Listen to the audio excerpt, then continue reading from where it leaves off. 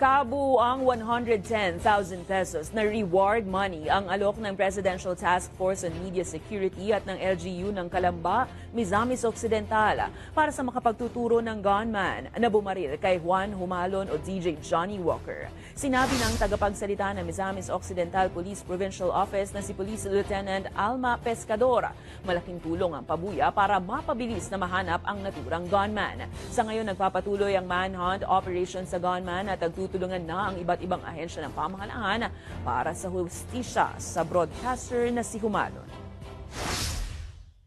Mayroon silang ibibigay na reward na 10,000 pesos ang LGU natin. Ang Presidential Task Force on Media Security po, sir, ay mayroon pong reward na 100,000 pesos po, sir. Sino po ang makapagturo at makapagbigay ng information on one of the suspect.